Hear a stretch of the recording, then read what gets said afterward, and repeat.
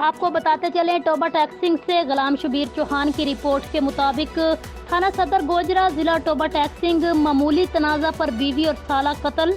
Police को इतला मौसूल हुई कि चक नंबर 367 जीम बे में कत्ल हो गया, जिस पर SHO थाना सदर गोजरा मौका पर पहुंचे और मालूम हुआ कि बिलाल अपनी बहन सोनिया को मिलने जलियानवाला उसके घर आया हुआ था। कातिल मुदस्सर ने अपनी बीवी सोनिया और साले बिलाल को नशा दे दिया और रात को मुदस्सर ने छुरी से अपने साले बिलाल और बीवी सोनिया का गला काट कर कत्ल कर दिया।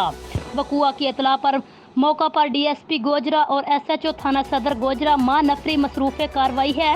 मुलजम मौका से फरार है, तलाश मुलजम जारी है। थाना सदर Gojra double murder case DPO notice मुलजमान की फौरी गिरफ्तारी का हुक्म जारी कर दिया गया। बादला होया ते सानू आंदा मैं तुहाडी दावत करनी आवो, असीं चले गए सारा टब्बर। बाद ਚੱਕ 304 ਦੇ ਅਸੀਂ ਇਹ ਜਲਿਆਂਵਾਲੇ ਦਾ ਵਾਕਿਆ ਇਹ ਮੁੜ ਕੇ ਰੋਟੀ ਰਾਟੀ ਖਾ ਲਈ। ਅਸੀਂ ਆਖੇ ਚੱਲੇ ਹਾਂ ਅਸੀਂ, ਇਹਨੇ ਆਖਿਆ ਵੀ ਨਹੀਂ ਚੱਲੇ ਨਹੀਂ, ਚਾਹ ਪੀ ਕੇ ਜਾਣਾ। ਮੈਂ 7 ਵਾਰੀ ਗੇਟ ਤੇ ਨਿਆਣੇ ਲੈ ਕੇ ਆਇਆ ਮੁੰਡੇ ਨੂੰ, ਮੈਂ ਕਿਹਾ ਮੁੰਡੇ ਨੂੰ ਜਾਣ ਦੇ, ਚੱਲ ਕੁੜੀਆਂ ਰੱਖ ਲਓ। ਆਂਦਾ ਨਹੀਂ ਮੈਂ ਤੁਹਾਡੇ ਨਾਲ ਗੁੱਸੇ ਜੇ ਤੁਸੀਂ ਮੁੰਡਾ ਜਾਓ ਤੇ ਜਾਂ ਤੁਸੀਂ ਜਾਵੇ। ਮੈਂ ਤੇ ਛੁੱਟ ਛੱਡ ਕੇ ਤੇ ਫਿਰ ਮੈਂ ਕਿਹਾ ਨਹੀਂ ਮੇਰੇ ਡੰਗਰ ਇਕੱਲੇ ਨੇ ਤੇ ਉਹ ਕੋਈ ਖੁੱਲ੍ਹ ਜਾਏਗਾ ਤੇ ਮੈਂ ਚੱਲਿਆ।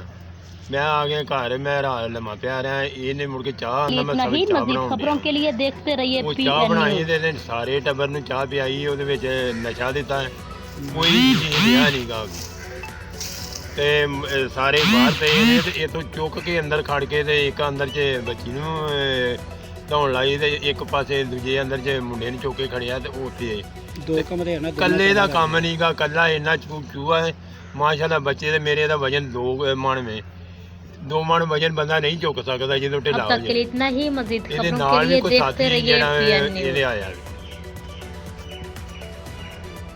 इन्नी खबर हुई जी, सानू इंसाफ चाहिए।